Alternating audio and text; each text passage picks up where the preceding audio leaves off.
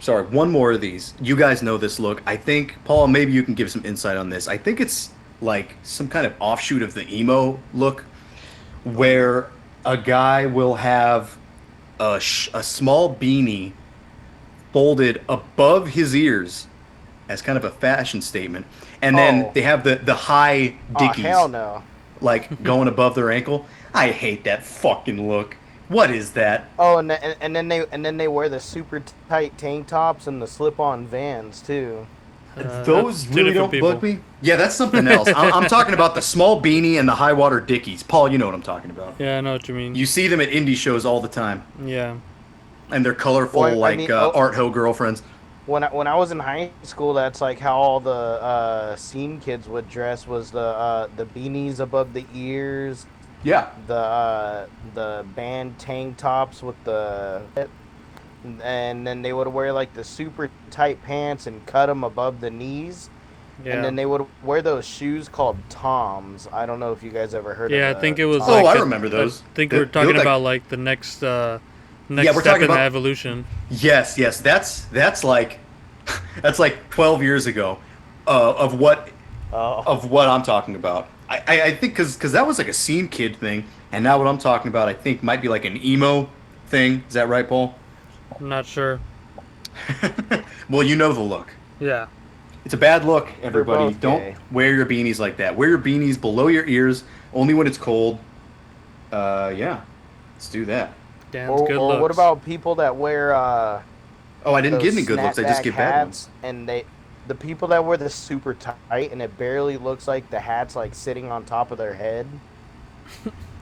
You mean where Oh, it's yeah. like sit? You mean the hat is sitting right on top of their head and not actually on? Is that what you mean? Yeah. Yeah. I don't care about You- that. you That could doesn't bother fart. me. I just want the You wind to could blow it literally off. fart Yeah. on the dude's head, and it would fall off. Like, just don't know wear if- your clothes properly. I think I mentioned this last time, but a good look. Just I've been getting into like brutal death metal and slam as of late, and I think that's really starting to grow on me. The Wigger look. I'm starting to like it. Yeah, it's Like pretty a good. cemetery Yeah. rapist or Yep. Yeah. Cemetery. epicardiectomy. Yes, sir. Yes, sir. I'm not. Well, that's taking it to a extreme level, but giant T-shirt, basketball shorts. I really. I'm thinking this is the look of the future. I think the drummer of Epicardium with the With the grill. Everlast shirt, the gold Yeah. chain, and the grill too. Yeah. Features now. Oh, here's one more of these. I wouldn't say this is a bad look. It could be an either way. But if you got a beard and you got long hair, no piercings, please. Just that's how it's going to be. You're trying to go for some kind I'm of gonna like just go- cavemanish natural look. No piercings. Sorry. Too modern. I'm gonna just go shave my head right now. See you guys. Well, you see, you have a choice, James. You can either shave your head or you can take those piercings out. We'll wait. All right, we're just start back. shaving I your ain't head. trying to impress anybody. Paul, we're back. Yeah, we're back. James made a decision. Mm-hmm. All right. Yeah, no piercings and a shaved head. Congrats, James. Hell yeah. I'm gonna go join. I'm gonna be like that dude from Drake and Josh when he sells the game sphere. He's like, well, time to go shave my head. Oh, yeah, I know what you're talking about. He gives away all his games. It's like, you must be the luckiest guy in the world. That was The the lucky Hawaiian shirt episode, shirt. wasn't it? Yeah, that was a good one. The power of the shirt, or the power of the stash, whatever it was. No, wasn't it like a lucky shirt, like a Yeah, yeah, Hawaiian yeah. shirt or something? Yeah, it was like some goofy pattern button-up shirt, and then they try to like share it by fucking ripping the arms off, and it doesn't work when it's like dismantled. Yeah. And then the bum at the end, he wins the lottery while he's wearing the shirt, and he's like, "I'm a millionaire." There was something that happened to me, I think the day after we recorded last week, and I brought this up to Paul. I didn't tell him the story, but I said, "Oh, something weird happened when I went to the donut shop, on Tuesday or Monday or something." So I'm just kind of driving around because I don't know, it's like drive around, and I went to the donut shop, like a city away from my house, and I pull into this empty plaza. The only thing that's open is the donut shop, and it's pretty much pitch black except for the donut place. And I see a baby running on the sidewalk, and the mom like comes out of the corner like from behind the buildings, and she like drops to her knees and she's like playing with the baby, and I'm like, oh, and she's an Indian woman wearing like one of those big flowing like flowery dresses, like traditional style, you know what I mean? And so I get out of the car and I start walking towards the fucking donut place, and around the other corner, like four little girls, like little Indian girls wearing the same kind of dress, they emerge from the corner, and they're right there by the door. So we kind of walk past each other, and one of the little girls points her finger at me, and she goes, "Oh, Cherokee!" I'm like, "Oh, what? All right." What? I it kind of pissed me off. I'm like, well, that's rude. You don't point and yell at me in this fucking goopy gobby language. So I get my donut, and then so I get my donut. I drive past them, or I drive, like to get out of the parking lot, and I see the mom and the kids, and they're like hiding behind cars and like running around, and just I don't know what the fuck they're doing. But in retaliation, I drive by and I balked at the girl like a chicken. I went, "Bok, bok, bok, bok, bok, bok," and that's it. There's my story, and I'm sticking to it. Was that at this night? This is about 9 o'clock at night. Yeah, so okay. It was just very strange. Yeah, sounds like you stepped in another reality or something. That happens sometimes. That's not the first time I've been cursed by an incantation. I think there was another Indian kid at like Soak City or something. He tried to cut in line, and then he said something to me, and Trevor's like, "Dude, you got the curse." I'm like, "Ah, shit." Were you okay? Have you guys? Oh, seen, I felt better after I those, balked. I just felt like I had to do something. I would feel defeated if I didn't do anything. Maybe they give you the ulcer, huh? No. The ulcer had been going on already. Maybe they were kind of like replenishing the. They just made it worse. Yeah, they made it worse. The disease it's getting worse. Actually, been feeling. Out Maybe of they your cured. mouth Maybe with they. the Pharaoh's curse. Maybe they cured me because I've been feeling better this week actually. But Or anyways, you're just gonna get the. you just skipped. I'm sorry. What the heck did you just say? I said there's been these videos going around, and they're trying to say like the Pharaoh's curse, but it's just a bunch of like clips of people doing the cinnamon challenge. Oh yeah. Where it looks like they're spitting out fucking sand or something, right? One of my I've friends seen was some of like, those. "Dude, do you think this is real?" People doing the cinnamon challenge? No, like the Pharaoh's curse. I'm like, dude, they're spitting cinnamon. So your friend thought that people were actually just kind of coughing up sand. Is that what you're saying? Yeah. Complete idiot. Okay. The description Paul. says. What? What were you gonna say? I was gonna say if you had any like a lead in for James, any kind of questions you wanted to ask. When are we What we can expecting get into. that new project? Right. Yeah. Give us some Oh, info man. on that. Well, so I've already emailed the music over to that's remixing and mastering. So I'm just waiting on that, and That's it. I don't know. I'm thinking in the meantime I might just drop like a single song than what I'm gonna have come out on the EP, because I guess you could say it's an EP for the first release. It's 3 original songs, like one kind of like intro, and then I have a cover. I mean, it's just an EP, so I figured I could just cover a song for fun, you know? Yeah.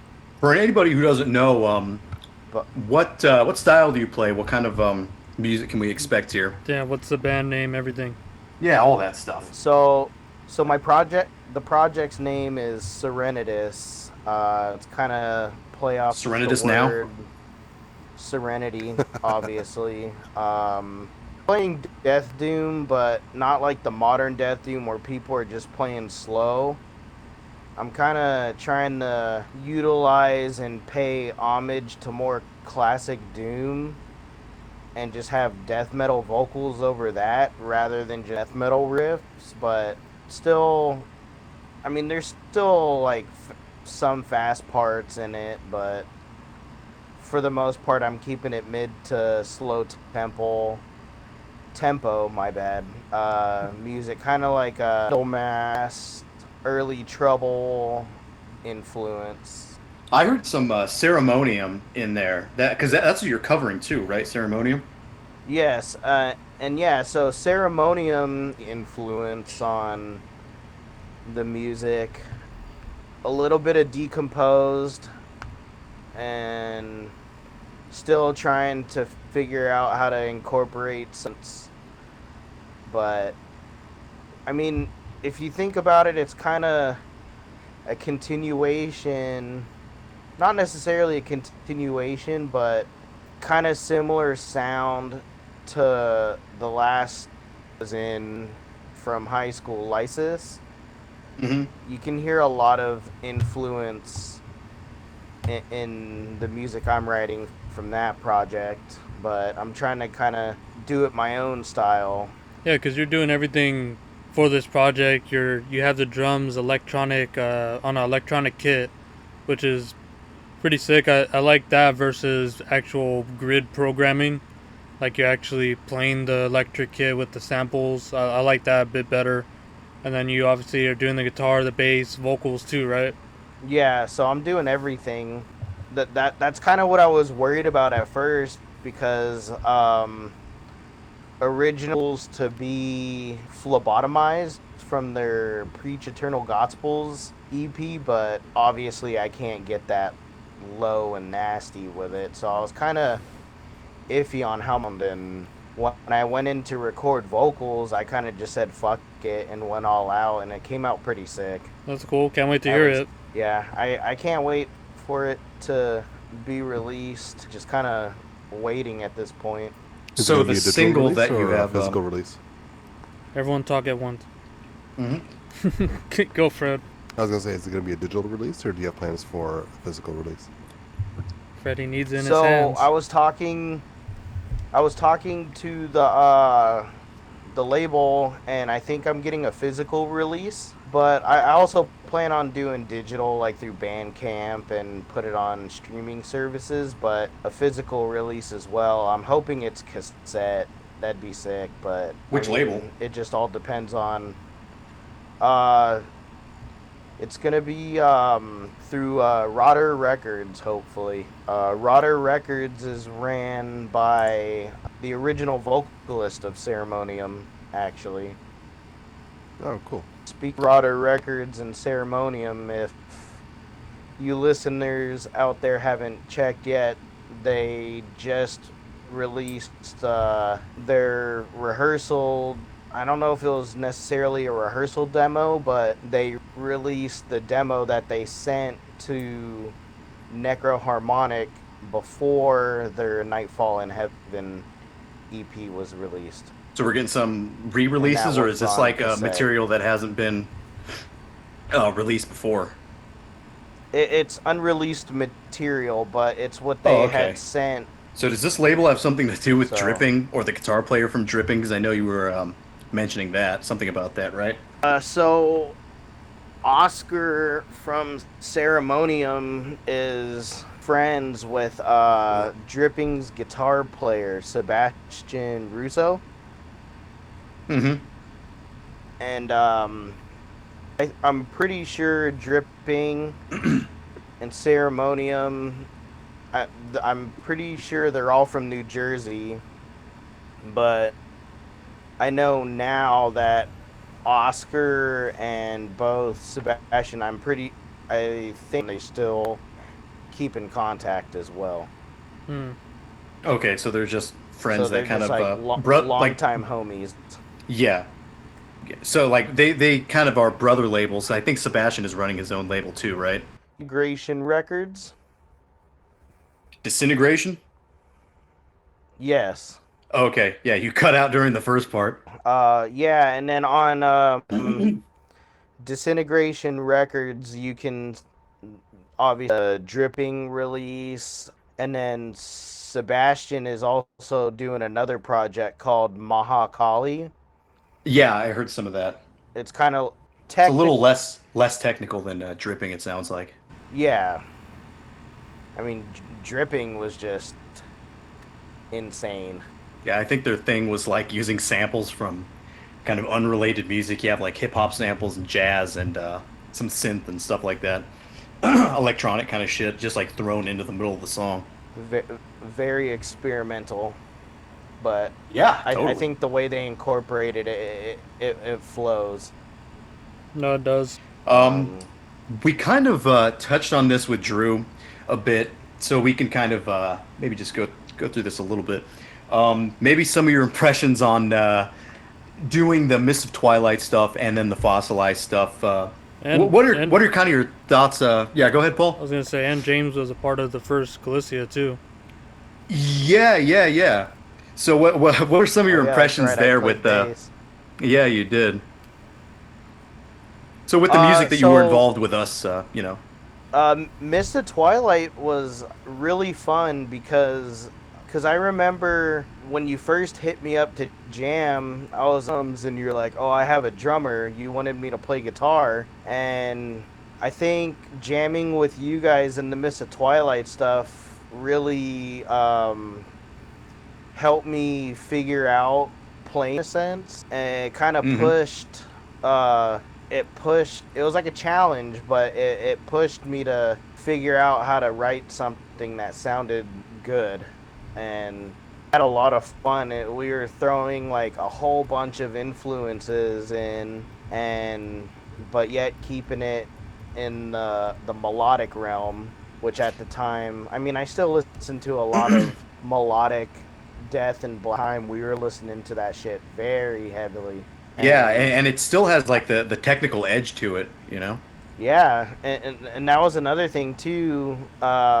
With the a lot of the riffs were, like Drew said, unorthodox, but we made it work. You know? Yeah, I'll say that too. Like even though you're not really a guitar player, kind of at the core, you're out of the people that I've worked with, you're definitely one of the most creative guitar players because that EP is like one of the best that I've ever done, and and that's kind of like almost a 50-50 kind of guitar working with us, you know.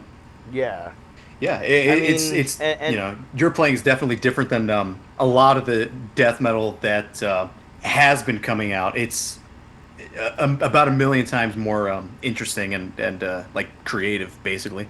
yeah, that's another thing too. Like, I guess going back to with my writing, I don't want to. I know a lot of people say they don't want to sound like other bands, but end up like, because I know Death Doom is having like this big like resurge over the past couple years, but it's just a lot of bands that are just playing slow death metal, which I mean is not add more doom, take it back to the roots, you know?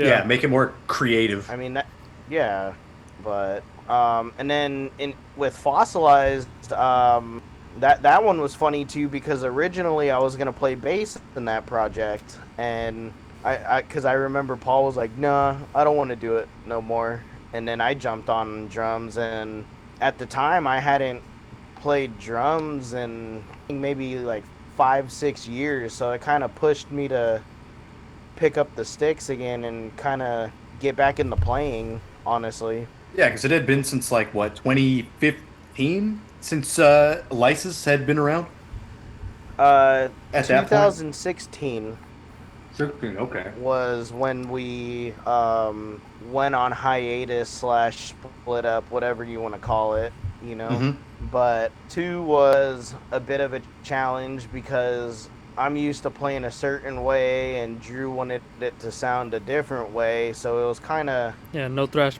a beats. challenge to incorporate both styles, you know. What do you two But guys think about Drew's vision for Fossilized because it came out very meticulously.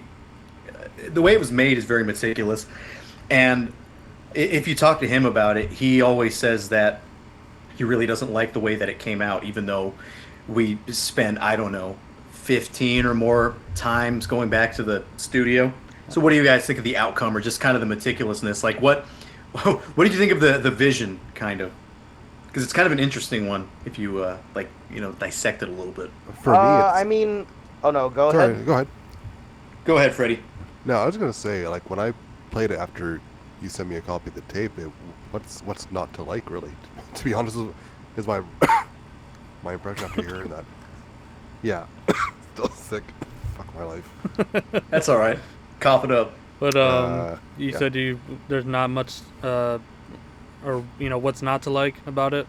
Yeah, like I'm curious what James found to not be to his liking, because like when I listened to it, I thought it sounded great, to be honest. It's kind of it's an interesting So thing. We talked with Drew a little bit about it. There, go ahead, James. Go ahead. So it's not that I didn't like it, because I had a lot of fun playing it, but it's just like when we were writing it, Drew, I don't know how to, he was holding back on aspects of, I guess, the style, because for the longest time, like, a lot of death metal bands use the thrash beat, the Slayer beat. Yeah. And every time he would play a Slayer beat, no Slayer beats, dick. And it just kind of, I'm like, dude, it would sound perfect. It would sound perfect over this riff, like, because he said he wants to make me joy. And so I'm like, okay, well, you write this riff. I see the way people that listen to death metal are going to want to hear it, And I get the every holding time back I would thing. play a thrash beat over. Yeah, like, it was like, it was either blast beat or slow drums. There was no in between. And it's like, no, there needs to be a thrash beat here. I know he wanted it to be just straightforward death metal, but you still want to add variety to it so it doesn't just sound like monotone, I think there was definitely enough variety in it with the final outcome, because there are like the thrash beats in there. They're just they're kind of sparse, and I think that's what makes them special. And same thing with like the technical parts, because Drew comes from like a tech death kind of brutal death metal background where the riffs are much more complicated, and he's like deliberately trying to dumb it down for the like newer Death Doom audience, like fans of Mortiferum and like Hyperdonia or something like that. Well, yeah, I get that too, but like in that song, Abyssal Veil that we wrote, that one part that I wrote on guitar, I thought, it wasn't too technical, but That was the one I couldn't play, huh? Yeah. Yeah, I couldn't record it. Drew had to do it for me. I couldn't fucking play it. It's too hard. And then like after that part, when it goes into like after that little taster, it was the perfect time for the thrash beat, like with that riff. I know he tried to avoid having the quote unquote thrashy riffs, but to me it just all flowed, Mm-hmm. But I'm hoping, because they're working on a new song right now, and it's funny with that new song that they're writing too. When I was still jamming with them, we were coming up with ideas for riffs, and we were arguing over it. And I was like, what? So you want me to drop like 40 IQ points and play this boring ass riff? And Yes, Dick. out of complete sarcasm, I wrote it out of complete sarcasm, and then he ended up liking it, and that's like the intro riff for that song. But at this, I guess that's why I say it's a very interesting formula. Yeah, like, because I know. Well, I think that's what he likes from Drew's death metal. Very hard-headed. Yeah, that's what he likes from death metal. He was saying, the Mortiferum, that sort of like cavern core, like Death Doom sort of thing, where all that dynamic variation is taken from the music and it is just the blast beats, and you know, like the quarter ones are like this, and the slow, you know, doom beats over these riffs and shit. So he got exactly what he wanted, you know. But I think with the riffs themselves, it was like you were getting a lot of like Finnish death metal in there too, which Yeah, made it definitely. interesting instead Yeah. of just being like the sort of single note like tremolo death metal riffs. It's like they're actually doing something a little bit intricate with it, and then with the vocals over it, it makes it sound like even more different. Yeah, yeah. Well, a lot of the newer Death Doom bands like Mortiferum, I think a lot of them are taking influence from Finland, from Finnish death metal. Yeah, Like Yeah, for practically all of them. So the interesting thing about Fossilized is it takes that aspect, and you also have moments of like, you know, maybe a suffocation type riff or some kind of tech thing, and like a weird Swedish sounding thrash riff, and then at the same time you'll get these vocals that could be on fucking like I don't know, like a fucking Decapitated album or something. Like the vocals are much more modern than anything you hear from some of these like retro throwback bands. I feel like the whole everything as a whole, the way these songs move is really interesting. You know. yeah. I mean, the song that they're coming out with now is like really great. There's like weird, odd time part that I always just love when it gets to, and he keeps it going for a while, and it's perfect. Yeah, it's kind of strange that Fossilized hasn't gotten more like talk. They're on all kinds of labels. They're like distributed throughout a lot of labels. They're on like Iron Bonehead. They're out through Ancient Urn and what's that other one? The big one, Nuclear Winter. Nuclear Winter, The guys yeah. from Dead Congregation, Yep. and a ton of fucking like distro sites. It's surprising that the band and or the EP isn't doesn't really have that much talk. It just has Yeah. a lot of distribution. Yeah, they're you know? even on the Bunsen burner distribution too. They are. That's true.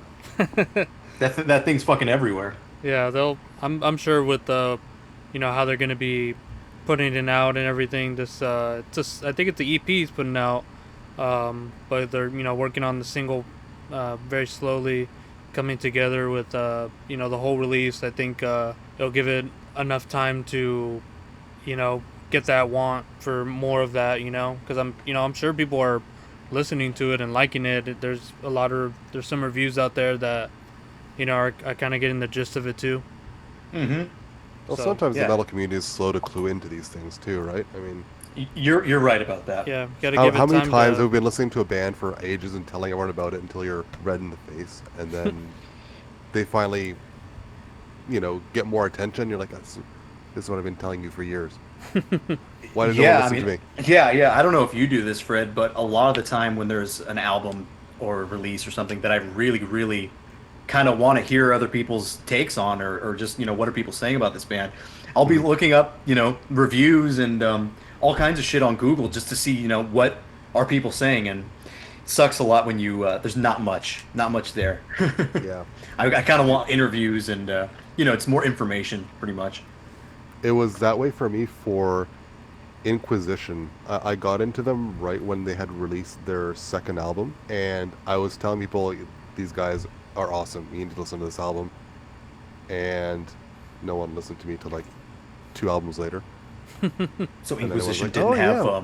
Well, the big recognition back then. well, did you play him Lullaby? They're like, I don't know about this guy's Rex anymore. I You was going like through Lullaby, that. don't even that lie about it. lullaby.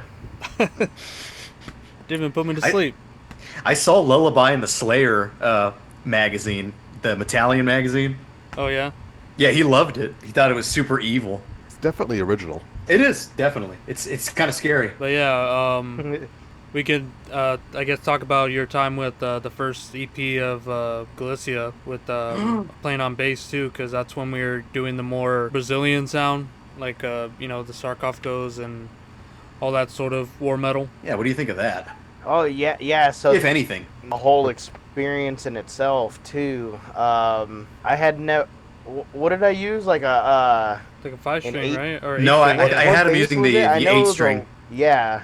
So that was very weird. And we didn't have much time to practice either. I think we got together like maybe what, No, 3 or 4 times. I don't remember. If And by that, the I think time it we was started maybe, like, recording, 2 or 3 times. Yeah. yeah.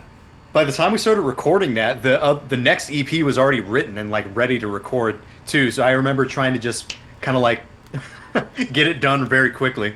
Yeah. That one was fun. Because Dan, you told me to do whatever I felt to help me. I wouldn't necessarily say I freestyled over it, but got a little bit more creative with the bass lines. And then Yeah. with that 8-string bass, it kind of harmonized, whatever term you want to use. Yeah, I think the two strings are like I mean, octaved together. Yeah, it was very fun. And then how we recorded it too in that live setting too was challenging for me for the most part, but I liked how that one came out. It was a very in your face kind of like boom type release, you know, like that's right, this is it.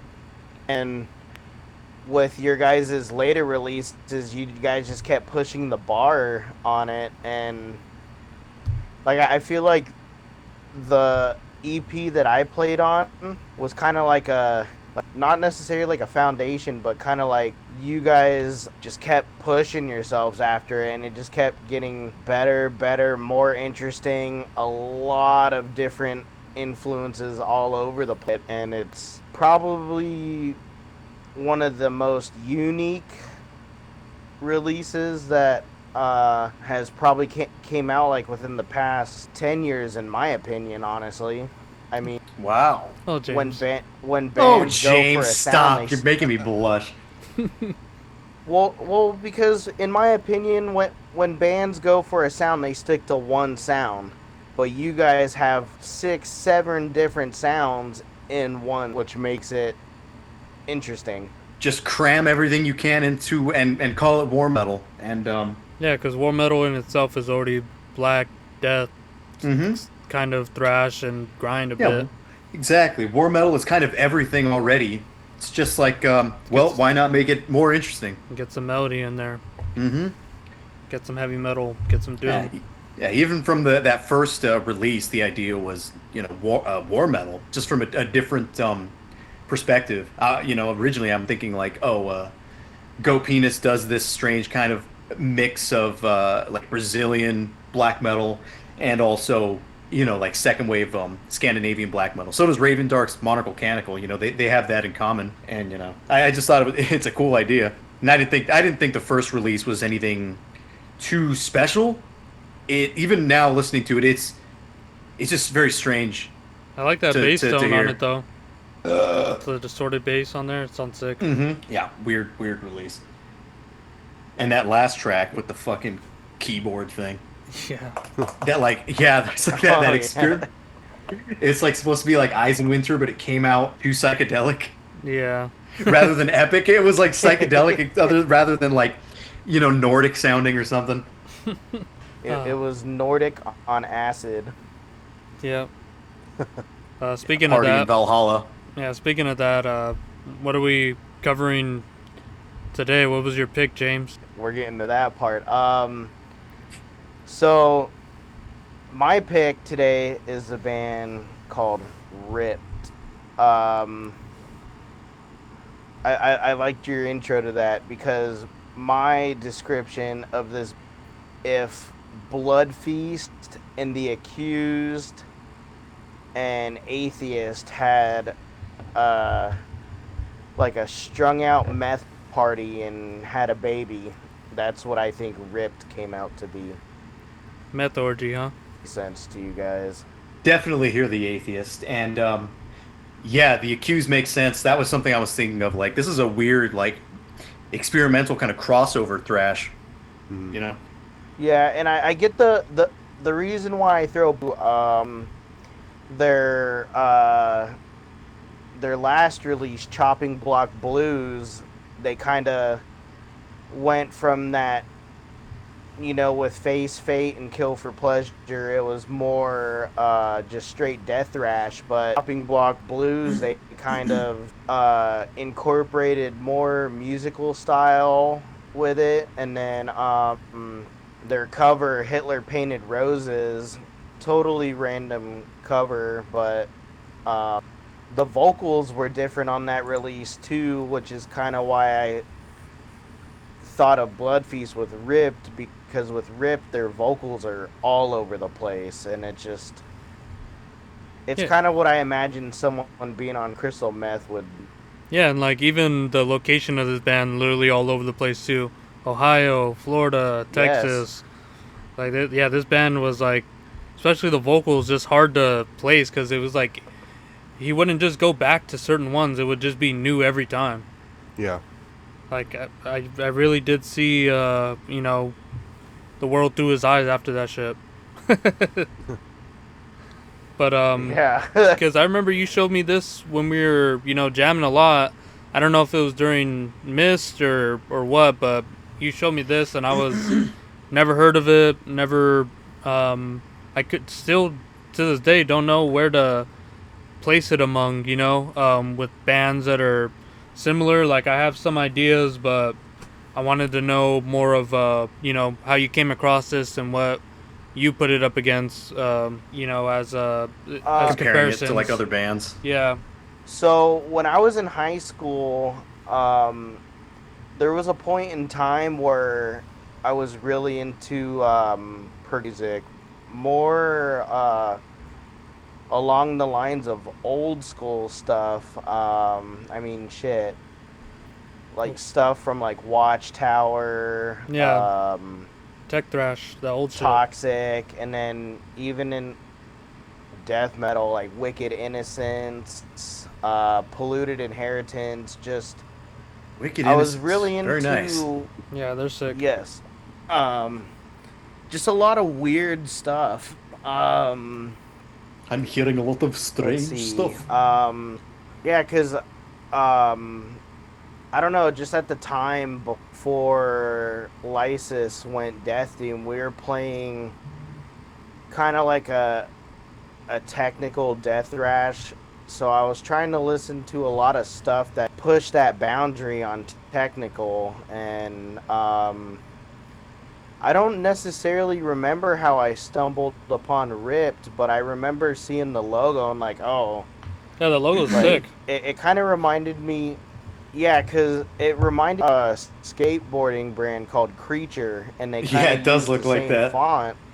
I was gonna say the Misfits And too. I was like, Yeah. well, a little bit, but yeah, I actually listened to this album. It's funny because Through My Eyes is their last release, and at the time, I had this, how would you say it? Like, when it came to checking out bands, I would always start at the first release, my way towards the end, but with these guys, it was the complete opposite. I worked my way backwards because of how weird this release was. And time I couldn't really pinpoint other bands that they would have taken influence from, because I mean, it's very early 90s too, and how a lot of the old heads talk about back then, you had to wait for tape trading, and hopefully the local record store would get something sick. So it kind of baffles me that these guys were ahead of their time, in my opinion. Yeah, definitely. It does kind of sound like they just pulled it out of their asses, didn't it? I mean, that in a good way. the music. What was that? Sorry. I was saying it does sound like they kind of pulled it out of their asses. I mean that in a good way, but it just Kind of. Like self-contained, you mean? yeah. Yeah, and another thing too, like with a lot of bands, it's like you either have it or you don't. And these guys, I feel like, were pretty skilled musicians. Them to pull off the weird stuff they did, because it's very, very unorthodox for that time. And Kind of reminds me of Dystopia a little bit too, somehow. I can hear that with like some of the vocal parts, see but that. not not too much with Well, like the riffs, because Sophia is not- more like sludgy. Not with the riffs, but kind of with the lyrical content a little bit too. Feels like that, I think. Oh yeah. As long along with the vocals. For me, I wrote down and kind of in my like the notes. overall. Sorry, go ahead. What I'm saying, like with the overall atmosphere, it kind of gives you that uneasy, kind of schizophrenic feeling, in my opinion. Yeah. And what the fuck is on the cover? Is this chicken feet? Chicken foot. That is definitely a chicken foot. What were you gonna say, Fred? What did you write down? I wrote down that it reminded me of, Afflicted from Sweden, Prodigal Son. Yeah. Uh huh. Kind of sounds like that crashed into Carnivore with weirdness thrown in. Some of the techier parts of Atheist, I think we mentioned already, but Yeah. and, I and that second get the Carbonized Carnivore album thing. kind of reminded me of that too. The one we covered a few weeks ago. Yeah, there's definitely like jazz in here. There's non-metal. There's like quite a bit of non-metal parts in this thing. Yeah, the bass sound was awesome. I Yeah. love listening to the bass on this thing. Oh, very bass oriented. At the bass was almost the lead guitar, and the guitars were kind of just background Yeah, noises. they're rhythm Yeah. shit. Yeah. Yeah, definitely. Yeah, it was it's a simple thing, kind of like a flower, but that's a complicated thing. From the lyrics kind on of that got cover. a little bit of a. Oh yeah. I honestly I didn't look at the lyrics for that. No, I just heard it because that was like one of the songs where it sounds like most different, which is actually the one I like sort of the best. Like, Is It Safe and No New Tale to Tell. Like, those were my favorite songs off there, but I think it was like a bottom heavy album for me. Like, just liking the back half a little bit better than the beginning, but it's just so hard to say because every song sounds like it could be from a completely different fucking album or something. Yeah. I also wrote down, I don't know if you guys Yeah, and know then this album, another- but one of the albums that reminded me of, and it obviously didn't take influence for it because this came out in 95, but a Japanese band called Gabish that released The End of the World. For some reason made me think of this. They also have kind of a weird death thrash with a bit of hardcore or crossover tossed into it. Yeah, Not this as is techie definitely and not as you know, weird, crossover. But, that one, I think the vocals too, because they're a bit more shrieky at parts. They're kind of all over the place, but at a few parts, the vocals made me think of Gabish. But here's a question for you guys. So, crossover, I traditionally know it as, thrash and punk sort of being the two genres that are crossing over. With this one, it felt a bit more like it was crossing over with hardcore rather than like punk. What do you guys think of that? I feel like it was crossing over with like alt rock and grunge a bit. Oh yeah, that too. Yeah, definitely. But just in the like traditional sense though, like crossover is supposed to be mainly like a punk metal thing, right? Not necessarily like hardcore. Well, sure. I mean, the time it's coming out, you have hardcore music, so it's pretty much one and the same. It's not like it almost kind of depends on the song too. It's so it changes so much throughout. Yeah, if you're talking about this in particular, the punk element seems to be more like emotive stuff Yeah, definitely. rather than anything else. Because when we talk about crossover, I don't think that 70s punk really has anything to do with that. I think it's all hardcore stuff. I think it's all Minor Threat and it's all Circle Jerks and all the usual suspects from What? the 80s, Bad Brains and shit like that. Yeah, but for some reason it feels like with this release in particular, I was getting a lot of like mathcore sort of shit, like, or at least they're like even like a proto version of that, because there's only a few bands that are contemporary with this. I'm not even sure if they were hearing each other or not, but like Rorschach and let's see what else, like Dead Guy came out like 2 years later. Botch was a little bit later too, and then Candiria, that was like 93, 94, and then Lethargy, which also has like the Mastodon drummer in it. And I believe it's the guitar player, no? oh, is it? I thought it was the drummer. Yeah, that's the EP. It's hard to write with a little hand. Yeah, there's that one, and then there's the release that they have. I believe it's a demo from '93, and it's like sort of that like weird, mathy sort of like sludgy like hardcore shit, and especially on this album where they like spaz out into these like weird rhythm sections where they're like spitting out like it's like screamo or something too. I was getting a lot of that. And I think that may be like where you get like some dystopia, I guess. Yeah, a progenitor to like emotive hardcore, which is like, would become emo and mathcore and stuff like that, right? Yeah, because there's some stuff that's coming around like you know 80s, like 89, 90, 91. That's like supposed to be like the emotive hardcore, but it just sounds like punk to me. Not really, uh, like how Fred says, not really a watershed moment for that. It usually comes a little bit later than 93, but there's like Mohinder and shit like that. But yeah, like this was like totally giving me that like mathy kind of vibe. Like I was listening to the Watchtowers, the Psychotic Waltzes, Toxic, Siege End, Corner, all those sort of bands, and I wasn't getting the same sort of vibe from this as I did when I was listening to those like mathy hardcore sort of bands. Like Doesn't really, yeah, it doesn't really seem like there's actually a lot of thrash or death metal influence. Probably no death metal influence in this at all. And if there is some kind of thrash influence, it's kind of at a very base, like, oh, this is a thrash band. But it seems like, yeah, you're right. A lot of their influences are probably coming from, yeah, the emotive hardcore stuff. Or, I was saying like alt rock and grunge and stuff. But the way you say that, maybe Fugazi has something to do with this too. Oh yeah, Yeah. definitely.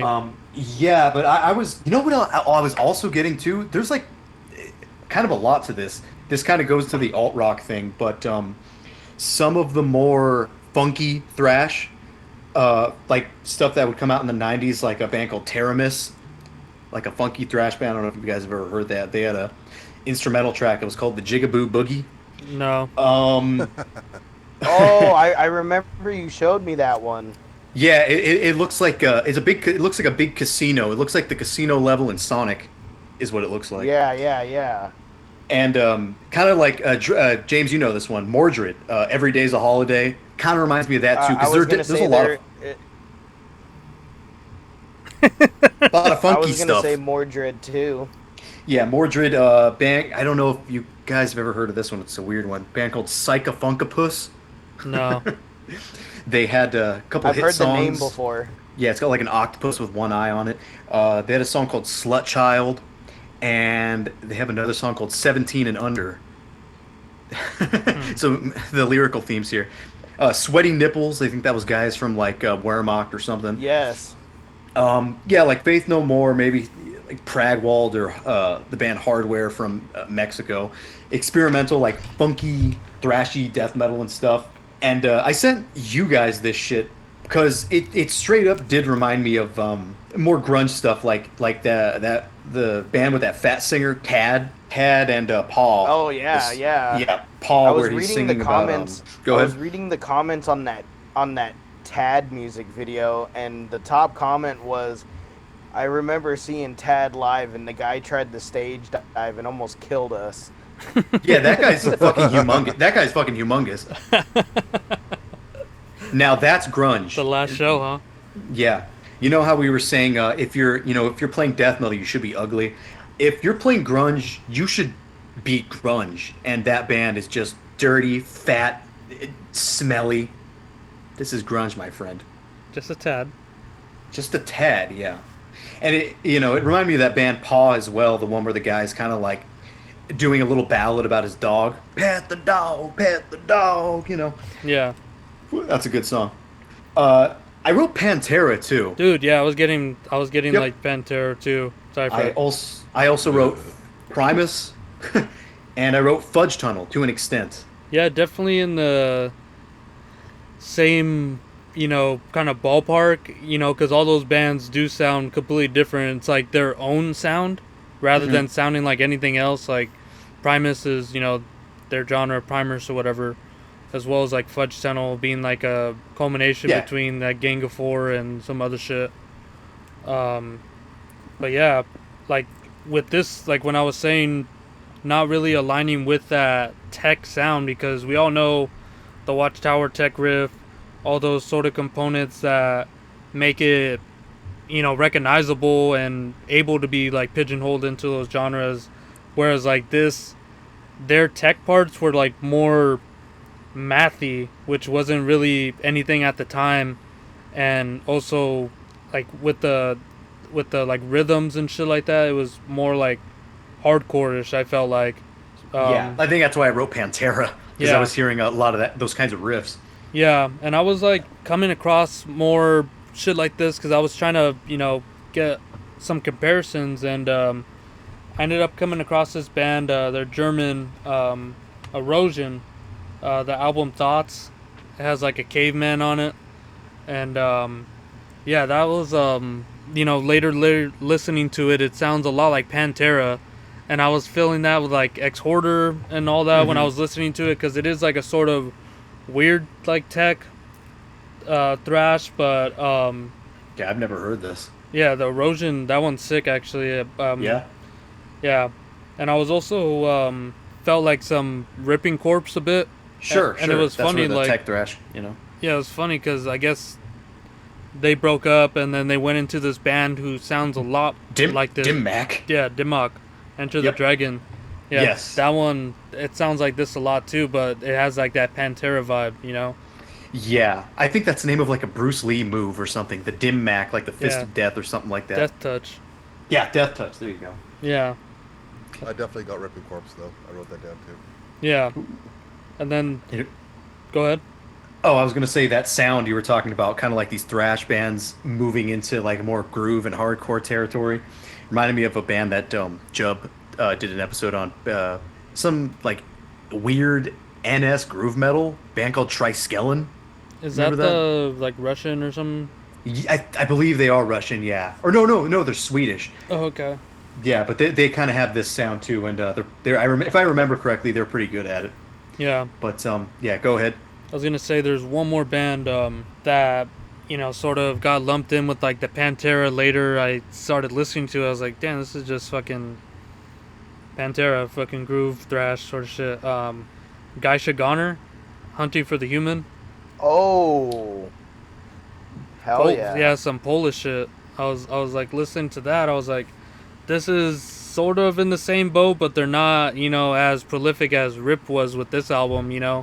Because like this one doesn't sound like, I get the hint of Pantera, but these other ones are like, okay, this sounds like a Pantera sort of band. Even along the lines of like Ex Hoarder and shit. These guys look badass in their band picture on Metal Archives. Yeah, the album looks sick too. Yeah, I thought I Geisha looked up the Goner album. one? I thought they were going to be Japanese. No. Yeah, this seems pretty cool. I'm interested. Yeah, 94. So When I first put this on too, the vocals reminded me of a band called Skeletal Earth. I think you guys all know who that is, right? Oh, hell yeah. The Eulogy for a Dying Fetus. The one with the... Yeah, that album With the Beatles cover. was a very kind of off-putting... I mean, like, atmosphere-wise was a little off-putting, too. oh Who, man, Skeletal Earth? At least what I remember. the face Yeah, on this Skeletal cover, Earth. man. Looks pretty funny. There's an alternative album cover where there's a fetus in the sky. That's the version I have. I have the Okay. CD of this. Yeah, that's what I have as the Oh, you got that one too? reissue. Yes, the Oh, the pavement. Oh yeah, this one looks familiar. Yeah. Yeah, it's funny. It's like this guy's vocals are you can't understand anything he's saying, and then they have their lyrics are really something though. Track 10, I Want to Puke. There's a kind of spoken word part. He's doing it like a little creepy, and it says, "I once was a little weirdo with beady little eyes. My grandma used to rape me. When, much to her surprise, I grabbed a 10-pound hammer and smashed her fucking head. And now I rape Granny every day, and even though she's cold and dead." And then the lyrics don't continue there, but they didn't write him down. But in the song, he says, "So eat my fuck, you dead cold bitch. Suck cocks in hell." Yeah. Yeah, it reminds me of like some Nuclear Death lyrics or something, where it's like kind of like sing-songy, but they're talking about all that shit. Yeah, sing-songy, talking about raping corpses and things like that. Yeah. So it's a little bit Old Lady Drivers. One more time, Grandma. Yeah, that kind and, of stuff. And speaking of Old Lady Drivers, this like straight up reminded me of them, like with the vocals especially, as well as like a bit of Chuck, a little bit of death in there. I felt like. Chucky. Yeah. You know, that's So still Sick. a on Earth on album. Metal Archives, What'd you say, if Freddie? you look at the related artists for Ripped, Old Lady Drivers is a similar artist. Yeah. And Yeah. another band that it mentions too, this band from Czechoslovakia, TOOH. I decided to Oh yeah, I was the listening to them alliteration earlier of, too. up. They're good. Yeah, I was checking out their 2003 album because I already know like Order and Punishment and their newer ones, but I wanted Yeah, to they go just back came out a with bit. something. Yeah, wanted to check out that 2003 album because it's pretty nuts actually. So I Yeah, gotta. those guys kind of remind me of the first Carbonized album and the Multiplex album. I This, did like, look at the similar artists as well, and listed Hellwitch, and I didn't really. Get that? Yeah, I don't Didn't get really that hear either. Yeah. Yeah. And I listened to I don't- Absolute Zero too. It was Me just too. like like it is weird progressive, but like Ripped is like in a whole other ballpark with that. Ripped is like avant-garde. Ripped isn't that metal. No. There's like a few tech thrash parts. Like there's straight up a riff in there that sounds like one of the riffs off Nomicon to me. Like straight up. Yeah. Yeah. But besides that, there's a whole lot of like clean guitar parts and just strange shit. Yeah. And like to speak more about like the emotive sort of influence and shit, I said a little bit earlier that it reminded me of like some scrams. Like there's this one track I didn't have the track listing as on when I was playing it at all, but at the timestamp 22 minutes 30 seconds there's the song that starts off with a bass intro, which is one of the ones I like, and it reminds me straight up of like this screamo band Usurp Synapse, because they have like a really emotive bass oriented song that reminded me of that, as well as like sort of the vocals from like Satia, as well as like the guitars and just how they sort of structure songs. It reminded me of like that sort of like screamo, even though that was then like from 96 on screamo became a lot more focused, whereas this is like going sort of like all over the place. And I also got a vibe from like the Locust, like with that like they're kind of like sasscore kind of shit, where they're like especially with the vocals for Ripped. I got like the Locust from that too. Yeah, I get that. If I'm using this correctly, sasscore makes total sense. Yeah, The where it's like Locust super is very emotional and yeah. yeah. The Locust is very sassy with their kind of like diminished chords and the kind of screaming vocals that guy does. It's like the Blood Brothers and stuff like Yeah, that. exactly. Yeah, Blood Brothers Yeah. too. Yeah, there's. I feel like that's sort of coming back a bit. There's like bands like Gift of God and shit like that. But anyway, Yeah. I was getting that just with like the vocal delivery on there, and then like the sort of like spaz parts where the vocals will go like note for note with the guitars. It's like and like the drums are like going along with it too. It's like the whole band just working on that rhythm, that you don't really hear in metal at that point. If I can say, I do like the another, synth parts in the Locust. Yeah, those are good. Well, what, James? They go with all of the Another release that Ripped reminded me of too, not a little bit, but disharmonic to be undimensional conscious. I kind of got a little bit of that too. Disharmonic Orchestra? Yeah. in atmosphere. I can see that. I don't know how much I would agree with that musically though. Yeah, because it's so weird. Like a lot of these, progressive sort of avant-garde bands, I feel like most of the time I can kind of bunch them together. Like, oh, this sounds like this because they have like that jazz influence, like Sadis and like Wade or something like that. Like, oh yeah, they have the jazz component. But like Rip was like so like eclectic. Like it was hard to lump it in with any of those bands as well. That's where I felt like they were sort of coming up with their own genre or being like progenitor of that. This You is know, kind of like the debut Slipknot album. you think so? Make, kill, eat, repeat, or whatever. Yeah. I think so. I Make think you it's to like that a repeat. lot. Yeah, yeah. I haven't actually heard it. It's it's like this. There's a lot of jazz parts. There's a lot of just eclectic shit being kind Oh, of weird. shoved next to each other. It's very different from what you would expect from like Slipknot like now.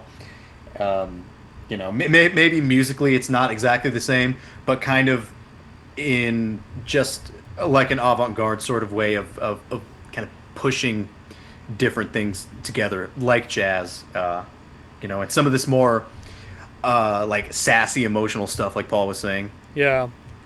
And I was getting a lot of or like Marilyn Manson vibes on like that cover song. I didn't realize it was a cover song, but apparently it's some band called Love and Rockets.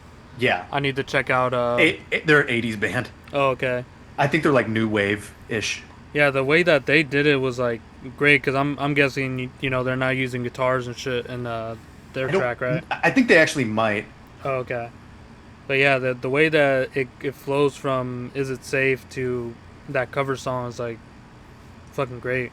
Felt like it was getting more into its own, on the later half, like I was saying earlier. Somehow this reminds me of Guar too. Another Go thing ahead, that I James. noticed too about this album, another thing that I noticed about is all the songs kind of tend to flow into the next song. Yeah, I didn't even realize that there were like 50-second Whereas- songs and shit. Me neither. Didn't realize that either. Well, yeah. Whereas like if you the other album, you can tell it's gonna be the next song. But if you're driving or not even paying attention and listening to this album, you would almost think it just one long song with multiple parts to it. Yeah, that's how it was Yeah, because that's what happened to me. I didn't have the Me too. timestamps, so I was like just I was I doing was laundry. I was listening to it on YouTube with my earphones. I just put the phone in my pocket and let it play. yeah, same here. I had no idea how many songs went by. Yeah, I didn't realize there was like three parts to Friends, and shit. Like I didn't know any of the song titles or anything, but I was just like, oh damn, I had to screenshot the timestamp, and I was like, damn, yeah, this part's sick, that part's sick. Ross, the funny guy from Friends. Did you guys happen to listen to any of their other releases, like the earlier stuff, or not at all? Wasn't the assignment? Oh, I didn't No, just get to it. Oh, No, I didn't listen to it. so like I didn't get a chance. so because of the reason why I bring Metal Archives, it classifies them as how you brought up the whole crossover aspect. If you listen to their earlier releases, it does sound a lot more crossover. Why, like at the beginning, I said it has a lot of Accused influence, because the earlier releases was a lot more. It was a little bit more crossover than avant-garde and progressive. And I was doing some reading. I think I read it on Discogs that when their the guy that sang on their first release, the bassist took over on vocals, and that's when things started to get a little bit more experimental. Yeah, I guess I had like a Oh. lineup change. But yeah, and so if you guys ever if you listen to their earlier releases, it's a little bit, you can hear a little bit more of the crossover influence, whereas it still has a little bit of moments where it's that spazzy. It's a lot more kind of more of the Accused type crossover in a sense. Crumb suckers, maybe. Yes, a little bit of Crumb Suckers. It does have a little bit more of that, I guess you could say, attitude towards it. Yeah, because they were kind of bass driven as well. Yeah. And then Me Yeah. Too was that this album, Through My Eyes, was recorded at Morrisound. Oh. Mr. Scott Burns. That's the Levi sound when he gains knowledge points. When you tell him something he doesn't know. Knowledge points earned. All right. All right, but we had a special request from James here. He wanted to listen to not one, but 2 songs, and Whoa. That's okay. they're short songs and they flow right into each other. Like we said, didn't even realize that this is like 15 fucking tracks, which would at first glance be a bit, you know, intimidating. I would be like, oh man, if you have to get through 15 tracks like 10 times, you know. But the way that they do it is like so great. So, which ones are we listening to, James? It is going to be All Too Pretty, and then Don't Expect the Unexpected. It's the first 2 tracks on the album. All Keep right. finishing James's sentences. Yep. All right. Well, let's go ahead and listen to that then.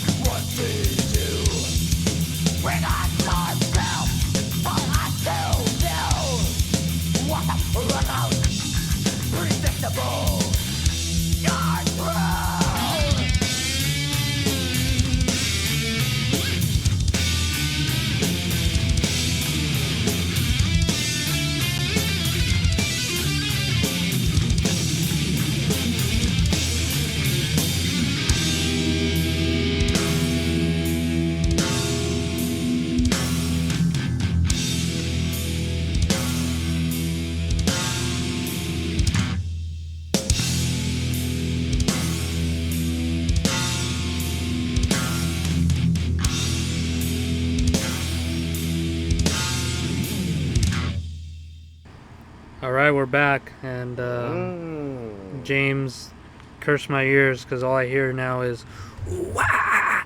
Oh, wow. Oh.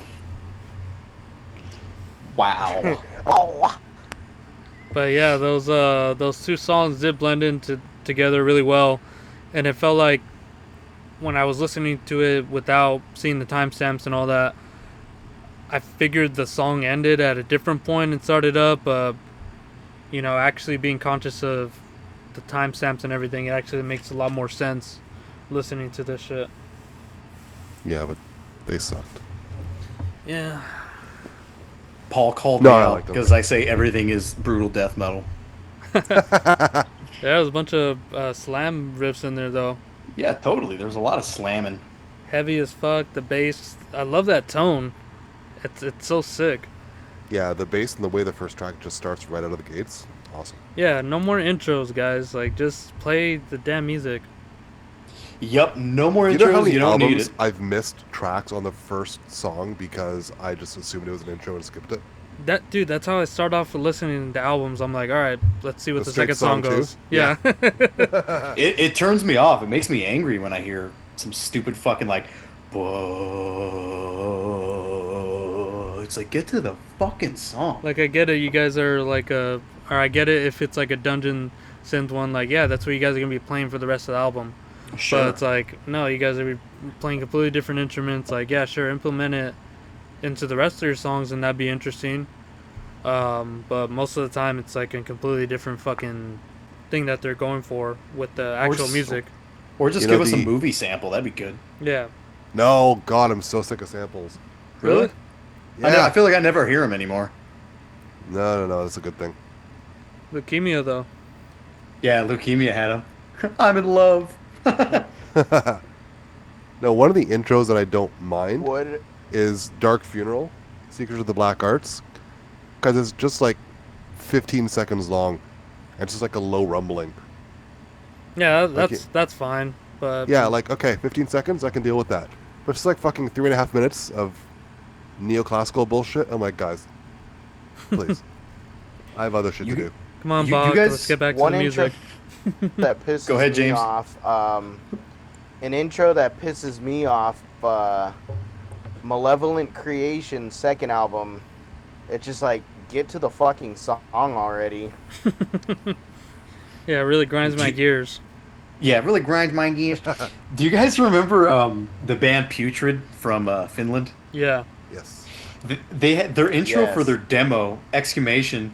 It's like two guys digging up a The corpse shoveling? to fuck it. Yeah, and the one guy's like, "Oh man, what a beautiful corpse, man. Oh yeah." It's something like that. It's fucking funny. Yeah. It's like, "Yeah, she's beautiful, man. Oh yeah, man." They're like, what's it called? The fucking intro for God to Throne, the Christ-on one. That one's good. Grouse hunt.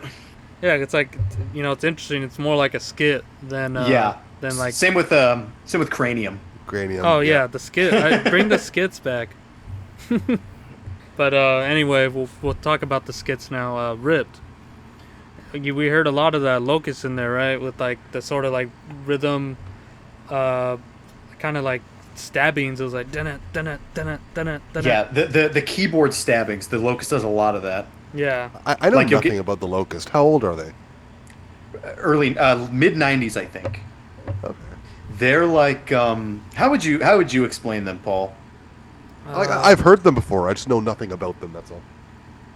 Yeah, I feel like they're sort of like in that like emo sort of screamo thing, but also more on the edge of like grind, along Yeah. with like their synth parts that make it a little bit more accessible, and like I said earlier, like with the like just being sassy.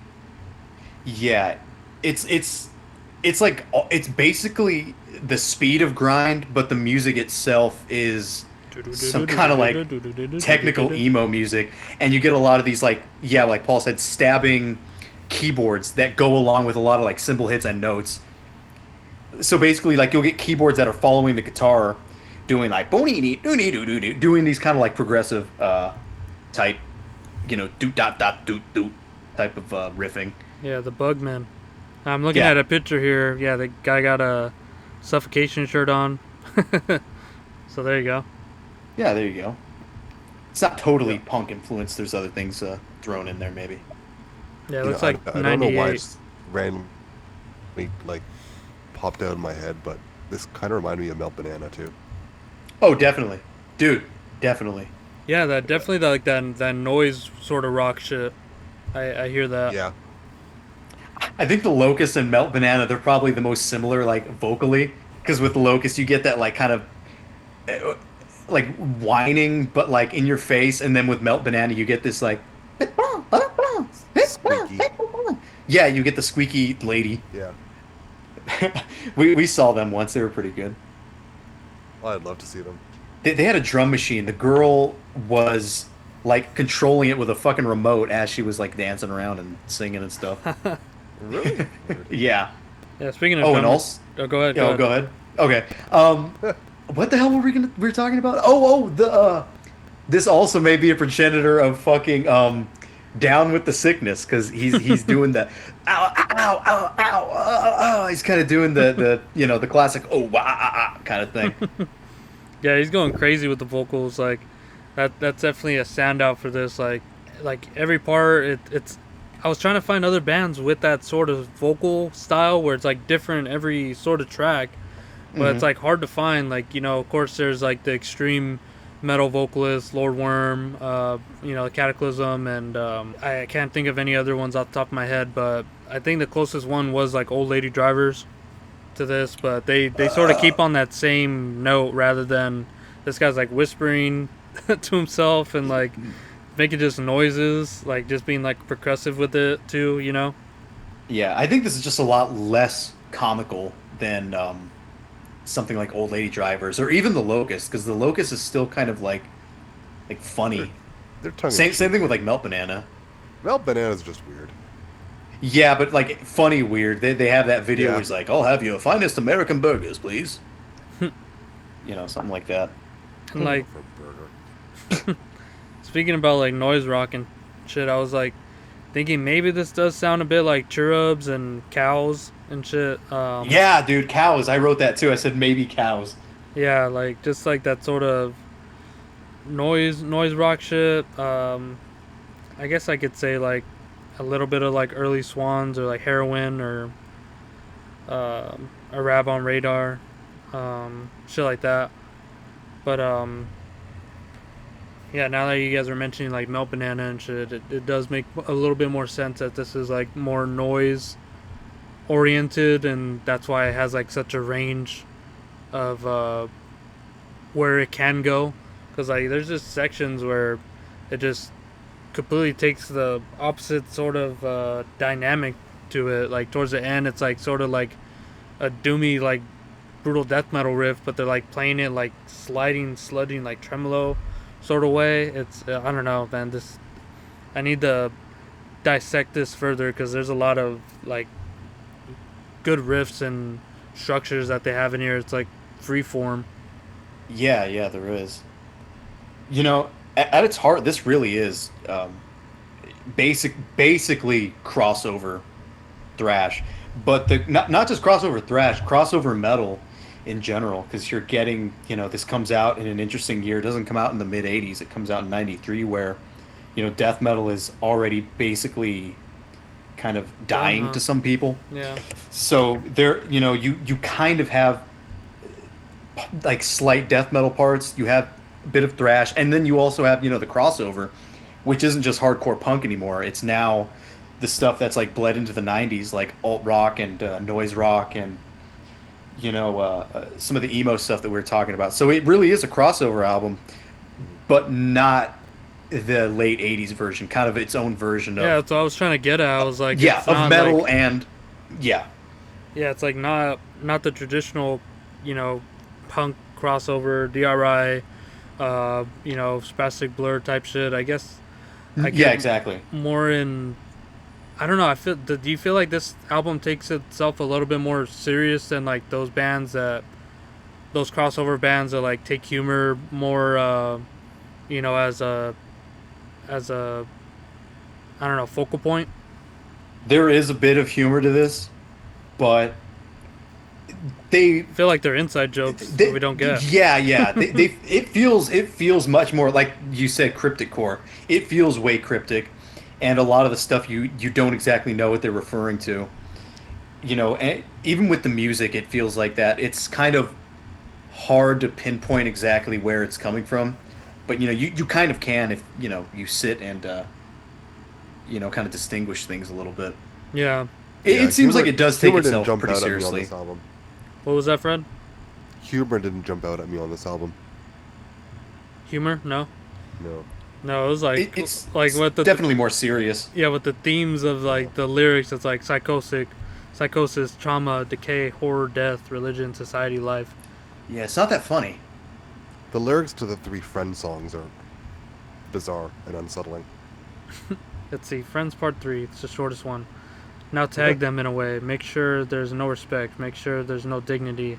Now take them to a place. Make sure there's no respect. Promise me there will be no respect for the ice chest. That sounds like somebody's, stealing somebody else's beer. Yeah. Have no Or liver. respect for the ice chest. Or what? Or liver. Yeah, maybe you're stealing your friend's organs. Could be. Yeah, James, what do you have to say about the, after listening to it? I'm sure you've heard it a million times. But after listening to it with us. Talking about it being serious towards like humor, like how you guys said there's a lot of inside jokes. Maybe with the lyrical content, it could be dark humor. Yeah. In a sense, because in total is very dark, I think, and maybe they just see, I don't know, I just kind of see it being like maybe like a dark humor. Yeah. Them joking about shit that could be serious, or them being that fucked up in the head where they think it's funny when it's not. Yeah. Uh, Yeah, it does has like that, like we were saying, like the nuclear death sort of like humor-ish to it, but it's like some like Very disturbing. disturbing lyrics and shit. Disturbing funk metal. Yeah, I'm like looking at this. Another thing too, like going back to like the way these guys play. I don't know. It's just like I feel like talking about it serious or joke, like it with the whole crossover thing. I think these guys were very talented and serious in their playing, whereas if you were to look at bands like, they were good, but they kind of just joked about it, but these guys, Who was that band? You cut out. Spastic Blur. Yeah. Whereas they use their skill for humor, whereas these guys yawned, and like it kind of goes back to the whole like I said, maybe they're all kind of dark in the head, and that's just how they reflect what they're going through or what they think. Spastic Blur was pretty competent in their musicianship too. Maybe on the same level as these guys. Man, I'm also thinking. Yeah, but they expressed it differently. Yeah. Sure. Yeah. I was also thinking. I remember, maybe Dan will remember this band, but remember Zakis, Shunk Daddy Grind. It's like some weird avant-garde sort of shit. You're not talking about the Star Wars grindcore, are you? No, that's Zuckus, but Zakis. How do you spell that? Zakas.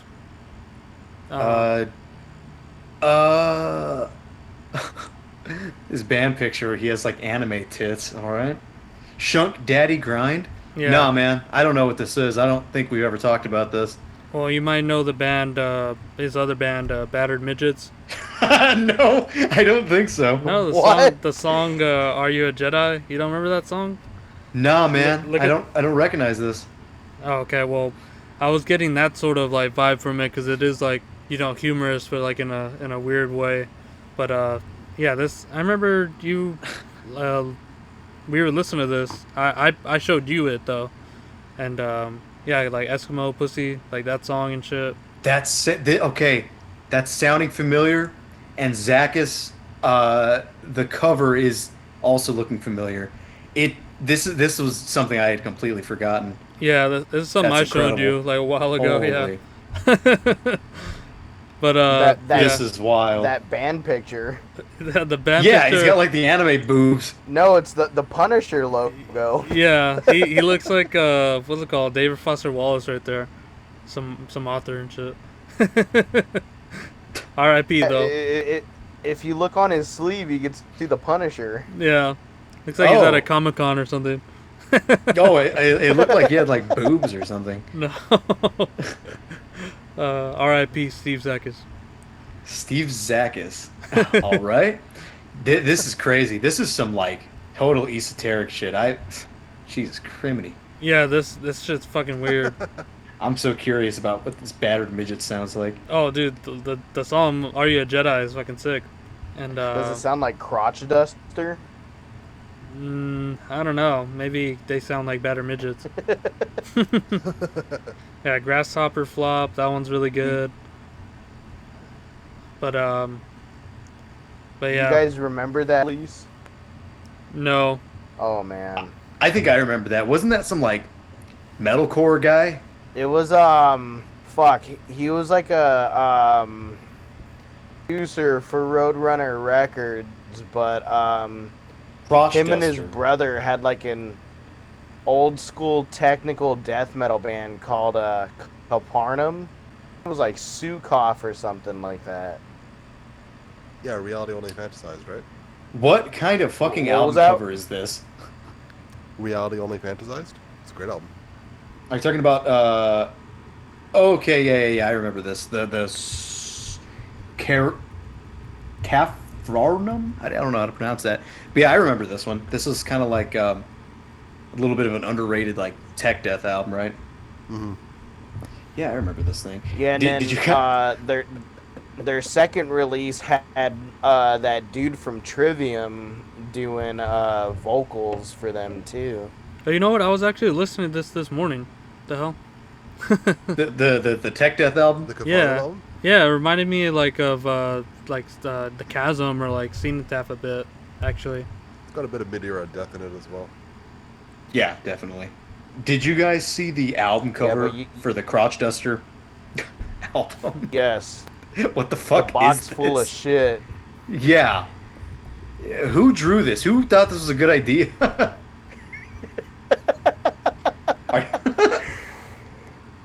So bizarre. Just listen to the full album.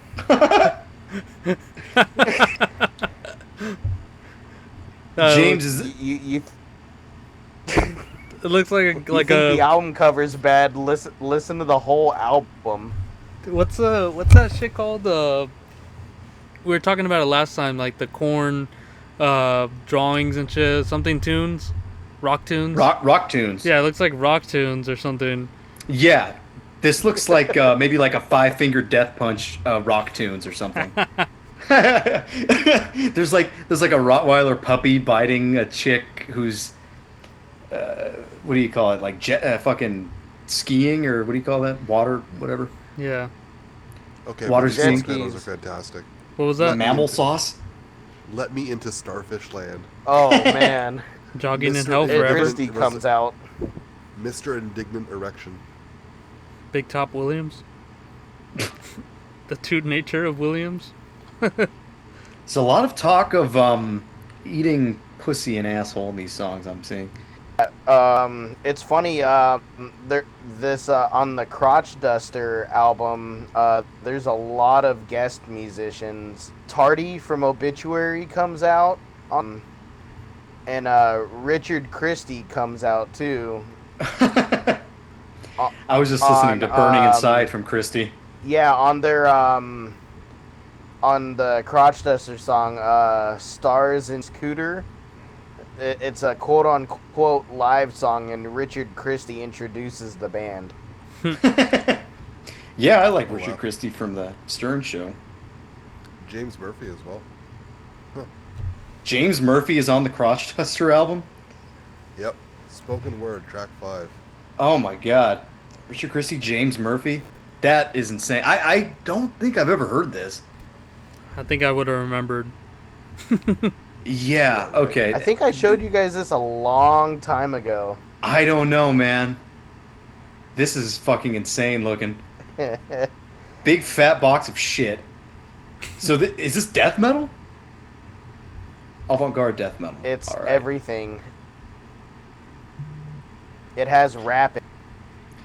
Yeah, I just played a quick second of it. I heard something that sounds like fucking bro alt rock or something. This That's kind of probably reminds the Mammal Sauce song. Yeah, maybe. This kind of reminds me of another band. I'm not sure if it was you or my friend Matt who showed me a band called Dreidel Bait. I think that's what I was thinking of. I think that's what I was thinking of, like a guy who was in a bunch of metalcore bands or something like that. It's the same guy. He does Dreidel Bait and Gargamel. Okay, maybe it was you who showed me this. So who the fuck is Gargamel? Gargamel is a character from the Smurfs. No. I know that he's he's the bald guy. He wants to make the Smurfs into gold. I know that. Yeah, I mean, you ask a question, you get an answer. No, I meant the band Gargamel. Yeah, he wants to fuck this. Yeah, he wants to fuck the Smurfs. Anyway. No, he wants to make them into gold. He doesn't want to fuck them. Are you nuts? What are you, some kind of sicko? No, not the crotch duster sickos though. I think next episode we can introduce him as Pervy Paul. Pervy Paul. Freak Fred. Freaky Fred. Freak shit Fred. Kinky Dan. Oh, kinky. I don't see Dreidel Bait on here. I wanted to find them. I found them on YouTube, but I don't see them on Metal Archives. It's not metal enough. Yeah. No, it's fucking brutal, dude. I'm listening to it right now. It's extremely brutal. Yeah, they got all the, Fax Head. That shit's pretty good. But I didn't. You pointed out that was a comedian, Neil Hamburger, on vocals. I was like, what the hell? Yep. On the Dreidel Bait album, they have a song called "From the Dreidel to the Grave," and then the next track is "Grand Theft Dreidel." From the dreidel to the grave. It's amazing. Grand Theft Dreidel. I forget who this is, man. It's Jason Sukoff. Is that a pun? Jason Sukoff? No, that's his last name. Sukoff. Because this isn't the guy from Crotch Duster? Or is this the same fucking guy? Yeah, it is. Okay. I don't see Dreidel Bait on here though for some reason. You remember back in like the early 2000s when Roadrunner Records did that Roadrunner United album? Yeah. Yes. Yeah. So if you watch the videos, there's like the dude, he's talking about Mike Smith's drumming. I think he's in a wheelchair. That's the dude, Oh, yeah. Jason Sukoff. Oh, he's all, yeah, System of Down's doing blast beats. He should have copyrighted that. Because there's like a little documentary about it, isn't there? About Yeah. the Roadrunner United. See Glenn Benton doing vocals and Joey Dorson doing drums and shit like that. I think, yeah, I remember watching that at Drew's. We were all like sitting around watching that for some reason. Yeah, the making of, here it is. Yeah, Mike Smith. Isn't Danny Filth in there too? Think so, yeah. All the Yeah, so heads. it's guys from that Charred Walls of the Damned, Richard Christie band. So were those guys good at all? You guys know them? Charred Walls of the Damned. This first album cover looks Looks good. no, it looks like a really poor version of like Attack on Titan or something. Oh, man. You see what I'm talking about? Not yet. Ugh, that's an ugly album cover. It says their name came from one of the responses to the prank calls that Christie and Sal Governal of the Howard Stern Show made to various radio stations, where a host stated that he would pray for them, saving their soul to be saved by God's grace, not in the devil's hell where you'd be put your nails into the charred walls of the damned. All right. First of all, band shirts or not band shirts. Rick and Morty shirt, monster hat. What's going on? That's that Jason Sukoff dude. That looks like Jason Sukoff looks like fucking Robert. Yeah, everyone looks like Robert. He's another one. He's another one of these fucking guys. Speaking of these fucking guys, haven't we said before that James and Robert are like brothers, and like Vince is part of the brotherhood too? Yes. It's like James isn't Mexican, but it's like all these brown guys with glasses and beards. It's like I can't tell one from the other. Dude, tell the story at the gas station. James, did I ever tell you about that when I thought I was waiting for Robert and I thought somebody else was him?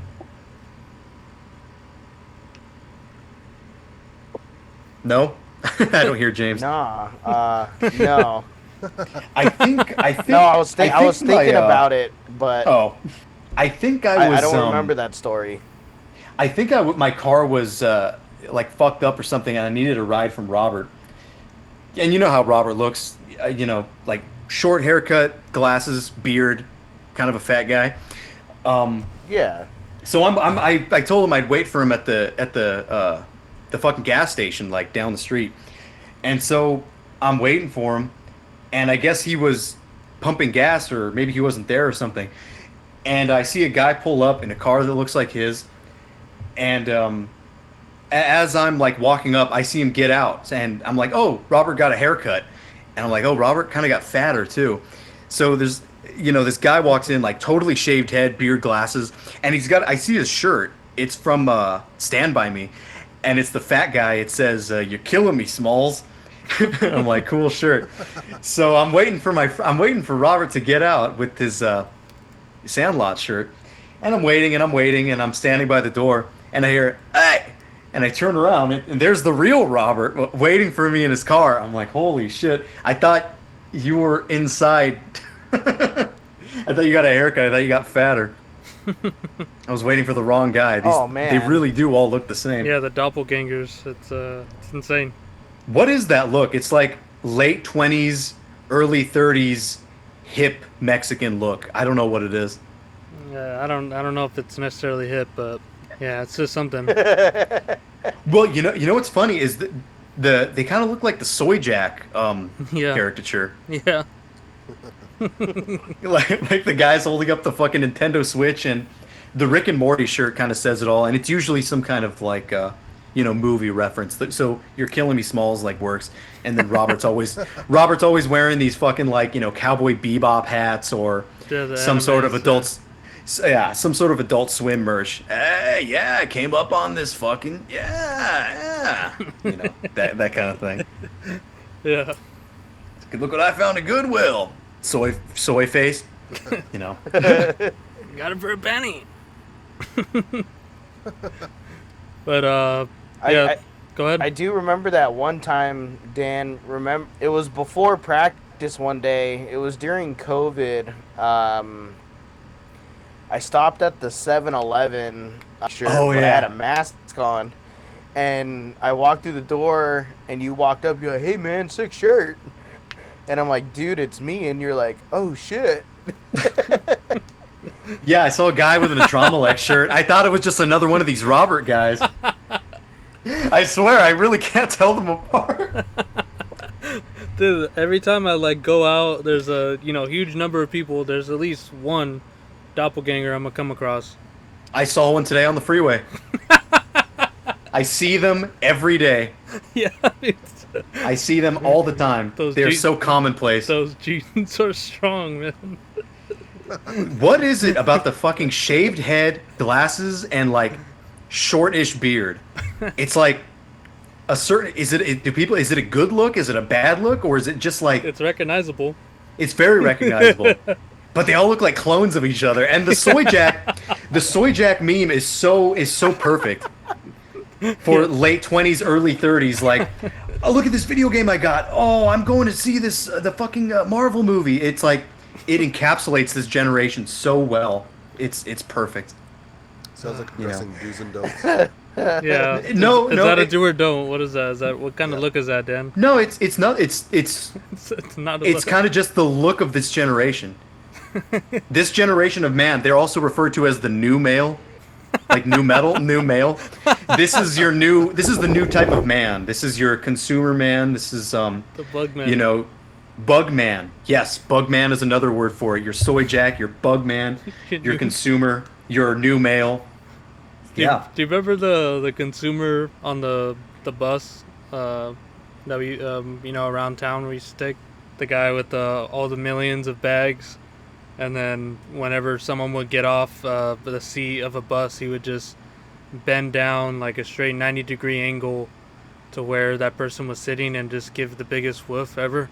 Is that The consumer. Where the hell did that come from? I don't remember that. That sounds kind of familiar. It was an actual person that did that. So he's consuming farts, is what you're saying? Yeah. Okay, or consuming like the smell of somebody's ass after they're sitting on the fucking bus. Yeah. That sounds familiar. You know, you're bringing up things that are like kind of, kind of like bringing flashbacks to me. Yeah. But yeah. Do you guys want to say the last words about this? Getting on that time. Go ahead, Fred. Me? Why me? Yes, because we love you. Oh, that's awkward. No, it's not. What? You don't love us back? Well, I do, but you don't say it out loud. Jeez. Whoops.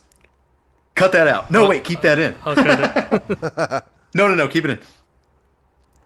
No, this was definitely an interesting listen. I would be honest, it definitely wouldn't be an everyday listen for me. But I got similar vibes, similar feelings from it as Disharmonization from Carbonized, and all the different influences and I don't know, not to say influences, but comparables we spoke about. They're all valid, and they're all also not enough to pinpoint what this sounds like. It's just fucking weird, but it's a great album. It's enjoyable. Agreed. Go for it, James. Yeah, like I said earlier, it's just a big concoction of what I assume being on crystal meth would be like. I listen to it every now and then. It's not a everyday listen, but if I'm feeling a little antsy, put it on. Feeling a little sassy. Sassy Yeah, cat. a little sassy. If I'm trying to get some pep in my step and be a little funky, this would definitely be my go-to. Funky metal. But it's overall, it's a very enjoyable listen, and one day to own a physical copy of this. Bugman style. Go for it, Dan. Yes. I'm just kidding, James. No shade, no shade. Hey guys, look what I got. No, this would be cool though. Like, this feels like super 90s, man. This would go like perfect on a playlist with Fudge Tunnel and like Tad and Paul, like I mentioned.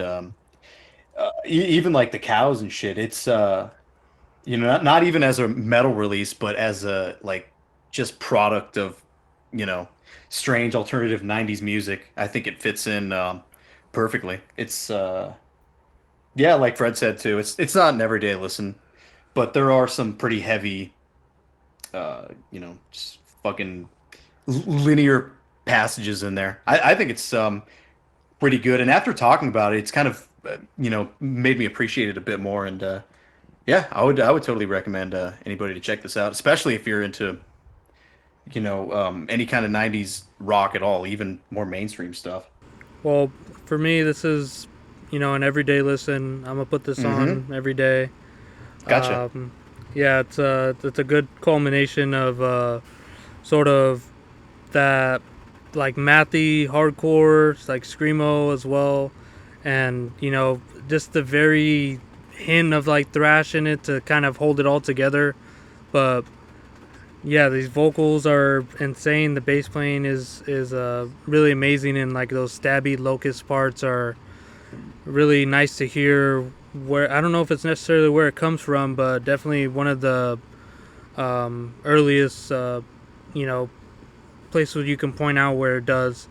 And yeah, this is a great release. Like I said, I'm a listener every day, so thanks, James. Twice a year. Every day. That might be fine. Especially that cover song, so good. Now I Hell wanna yeah, hear the original. I'm glad you guys enjoyed it. Well, this is my impression of Narwhal having a stroke. Keep on rocking in the free world and doot doot doot doot doot Do. doot doot doot.